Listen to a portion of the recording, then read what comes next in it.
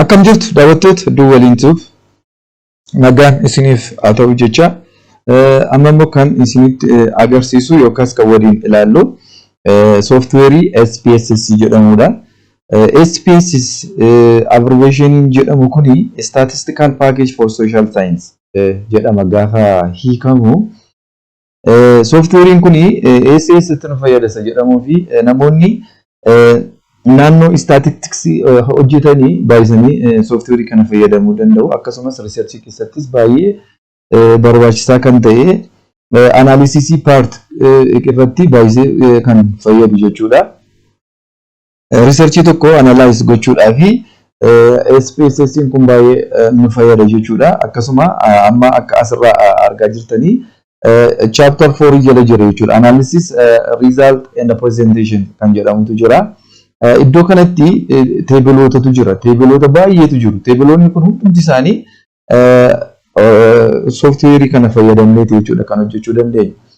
Asitti frequency, percent, mean, standard deviation kan jedhamu kuni hundi isaanii sooftiweerii kana fayyadamnee jechuudha kan hojjechuu dandeenyu. Akkuma asitti argaa jirtan kun immoo skeelii Sally ittiin hojjechuuf kan nu fayyadu strongly agree, neutral, disagree, strongly disagree. Warrooti jedhaman kuni sooftiweerii kana fayyadamnee jechuudha kan hundumasaa hojjechuu kan dandeenyu. Akkasumas faayidaan sooftiweerii kana maalidha? Sooftiweerii kana yoo hin fayyadamnu taane researchiin chapter 4 jalatti kan hojjennu baay'ee humna keenyaan ol ta'ee nu rakkisuu danda'a jechuudha. Baay'ee yeroo fudhachuu danda'a, nu dadhabsiisuu illee danda'a. Garuu konseptii SPSS kana godhattanii jennaanii baay'ee haala salphaa ta'een teebiloota research keessatti barbaachisoo ta'an kana hundasaa akkaataa baay'ee salphaa ta'een hojjennee bira ga'uu dandeenya jechuudha. Kanaaf kana fayyadamuudhaaf immoo akkamittitu itti fayyadamna isa jedhamuu fi SPSS kuni maal fakkaata? Amala Excel qaba jechuudha. Excel fakkaata akkuma asirratti argamaa jiru jechuudha. Asirraa immoo kan inni baay'ee beekuun irra jiru wanta lamatu jira. Data view fi variable view wanta jedhamutu jira. Akkuma gajjallaasaa kanatti argaa jirtanii data view fi variable view kan jedhamutu jira.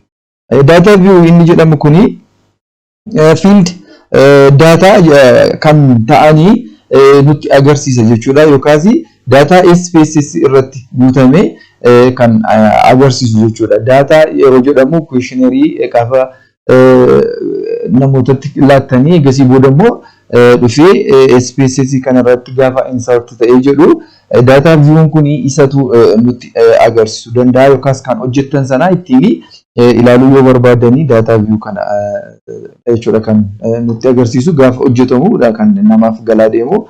Variable view kan jedhamu kun immoo maalidha? Name jalatti kan barreeffamanii akka variabilitti fudhachuu dandeenyu jechuudha. Akka fakkeenyaatti background information wanta hojjettan sana gender, marital status, educational background akkasuma kan jedhamanii achirraa ka'ee questionnaire qopheessitan sun hundi isaanii dhufanii name jala waan galanii fi variable jennee waamuu dandeenya jechuudha isaaniini. Kanaaf amma fakkeenya fudhannee asirratti hojjechuun ni danda'ama jechuudha. Asii name jalatti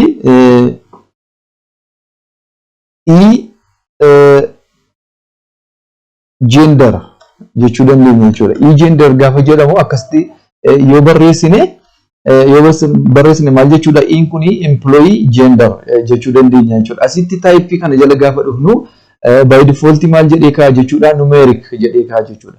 Kanaaf asirratti employee gender gaafa jechaa jirru maalidha jechuudha kan ibsuuf nurra jiru jechuudha.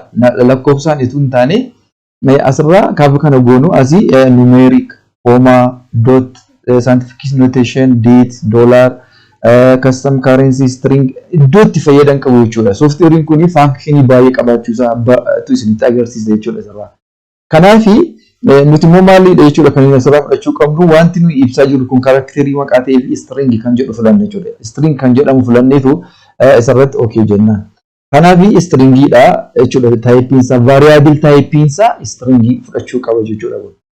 Asitti immoo width kan jedhamu kuni Asii employee gender kan jedhamu akka fakkeenyaaf amma sirraa maayidha karakteriin isaa meeqadha tokko lama sadii afur shan ja'a torbarra jira jechuudha.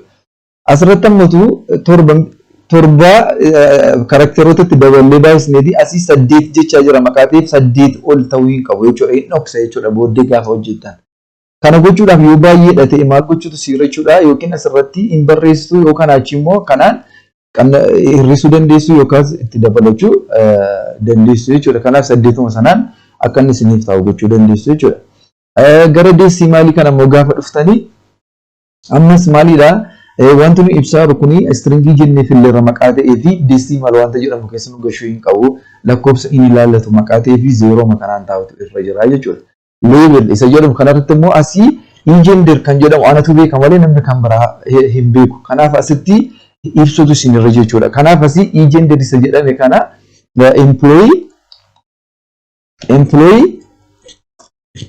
gender jennee barreessuu dandeenya jechuudha. Genderiin sun waa'ee eenyuti jechuudha waa'ee employeeti jechuudha. Employee gender yookaas employees gender of employees jennees barreessuu hin dandeenya jechuudha. Kana asirra akkas goone gender of employees jennee barreessuu ni danda'ama jechuudha. Values kan jedhamu immoo maalidha jechuudha. Gender employee tokko ibsuudhaaf maal jedhamee kan inni adda ba'u male yookaan female dha jechuudha. Kanaaf asirratti koodiitu laatama. Booddee yeroo hojjetamaa deemu waan isiniif galuuf jechuudha. Kanaaf nuti genderiidhaa fi kompiitaratti sababii seenaa jiruu fi genderii akka walitti yookaas lakkoofsa tokkotti naaf fudhadhu jettanii itti himattu jechuudha kompiitaratti itti gashuudhaaf. Kanaaf amma addi jennaan jechuudha. Kompiitarri kun lakkoofsa tokko gaafa gashitanii male akka ta'etti jechuudha kan inni fudhatu jechuudha. Isa lammaffaa immoo female jennee barreessina jechuudha. Female jennee gaafa barreessinu akka jettanii okay jettanii baatu jechuudha. Kanaaf asii kompiitara kanarratti gaafa asii amma ilaaltanii male lakkoofsa akka tokkotti nuuf fudhata. Female immoo akka lakkoofsa lamaatti nuuf fudhata jechuudha. Kuni booddee gaafa hojjetaa deemu baay'ee kiliirii ta'e isinii galuu danda'a. Kanaaf missing kan jedhamu immoo gaafa questionnaire namootatti laattanii questionnaire akkaataa ta'een namoota sana biratti hafuu danda'a yookaas gochuu akkaataa ta'een baduu danda'a. Miis isa ta'e sanatu addanatti gashitanii itti fayyadamuu dandeessu jechuudha. Kanaaf itti fayyadamuus dandeessu akka carraa ta'e immoo fuuliin isaa yoo isiniif deebi'e immoo barbaachisu jechuudha. Asitti wiidsi jennee akka ibsine asitti immoo kolomooniidha jechuudha. Kolomooniin kun illee maalidha as gararraa kanatti akkuma argaa jirtanii innis ispeesii mataa isaa danda'e barbaada jechuudha. Ispeesii mataa isaa danda'e barbaada. Akkuma asitti ibse kolomooniin kun illee kolomooniin isaa intini barbaada yeroo distaansii itti fayyadamni isarra jiru barbaada jechuudha. Akkuma sasila kanas itti dabaluu dandeessu irraa hir'isuu dandeessu jechuudha. Akka kanatti kolomooniin isaa yeroo hojjetaa deemnu isiniif galaa jechuudha. Align kan jedhamu kun immoo maalidha? Yeroo nu barreessaa jirru kun amma asii gara bitaatti goggoranii jiru asirraa yeroo nu barreessaa jirru kun yoo ilaaltanitti ta'e isa kanatu gara left jedheera maqaa ta'eef gara leftitti goggoranii jiru. Kanaaf seenterii yeroo godhu booddee gaafa hojjetaa deemtanii seenterii godhee isinitti agarsiisa raayitii left center jettanii adda baafachuu dandeessu jechuudha. As meejerii kana jalatti immoo amma by default nominaalii fudhatee jira. Waan tokko instant ta'e tokko jijjiiruus kan hin dandeenye nominaal jettanii fudhattu jechuudha. Amma gender of employee yoo fudhattanii employeen tokko genderii ta'a yookaas genderiin isaa meelii ta'a yookaas fiimeelii ta'a jennee adda baasnee fudhachuu dandeenya jechuudha. Fiimeelii tokko meelii gochuu hin dandeenyu. Meelii ta'e tokko immoo fiimeelii gochuu waan hin dandeenyeef isaaf nominaal jenneeti kan ittiin adda baasuu dandeenyu jechuudha. Kanaaf isa kana xumurreerra. Amma immoo age jenne jechuudha. Employee age gaafa jedhamu innis age immoo kanaaf employee age kan jedhamu kana kan ittiin ibsuu dandeenyu numeerikii ta'a jechuudha. Sababiin isaa maalidha? Agein kan inni ittiin ibsamu naambarii waan ta'eef jechuudha. Wibsiinsaa isuma ta'uu danda'a. Desimaalii jalatti lamas tokkos fudhachuu hin dandeessu. Zeeroo yoo jedhames rakkoon qabu. Akka kanattiin ibsuu dandeessu jechuudha. Asitti immoo akkuma silaa maal goona jechuudha. Leevelii jalatti EH kan jedhamu kuni nama kan baraatii fi ifa waan hin taaneef dhuftanii asitti maal gochuutu isinirra jira jechuudha ibsutu. Kanaaf age of employee yookaas employee age yoo jenne rakkinaan qabu. Age of employee.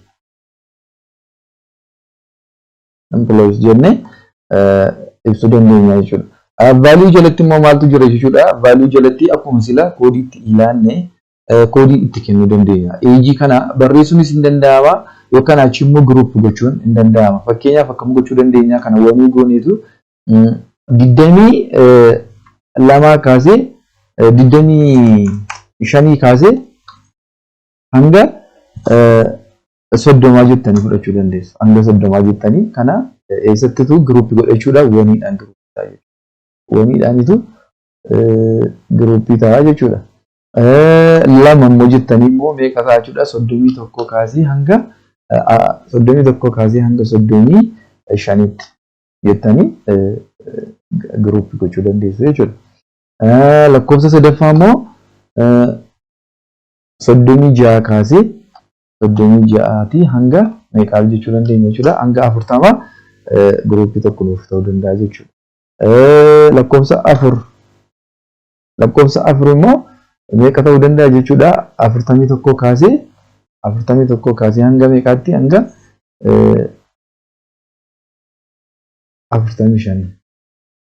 45 jennee kaa'uu dandeenya. Akka carraa ta'ee age staatusiin bakka sana hanga 45tti ta'uu danda'a. Yoo akkuma sanatti ta'e akka kanatti fayyadamnee koodii itti laachuu dandeenya jechuudha. Akkuma kana miisingin jedhamu akkuma sila isinitti meedha. Kolomoonsiinsaas akkuma kana allaayinii jalatti dhuftanii seendarii gochuu dandeessu. Asitti immoo maal fudhachuu dandeenya jechuudha. Ordinaalii fudhachuu dandeenya. Ordinaaliin maaliif nu fayyada jechuudha. Wal caalmaa ittiin ibsuudhaaf waan nu gargaaruu fi ordinaal jennee illee darbuu dandeenya jechuudha. Inni sadaffaanii iduu jechuun education jechuu dandeenya. Status kan jedhamu immoo ST yoo jenne employee educational status jennee ibsuu dandeenya jechuudha. Kanaaf taayipii isaa akkamitti ibsuu dandeenya jechuudha. Karakterii filanna. Stringii filanna jechuudha. Karakterii maqaa ta'e. Kunis akkuma kanatti ta'uu danda'a. Deesimaaliin isaallee inuma ta'a. Asitti dhufnee educational status jennee ibsuu dandeenya jechuudha. Employee educational status jennee ibsuu dandeenya jechuudha. Educational status kana immoo akkamittiin ibsuu dandeenya jechuudha. Ammas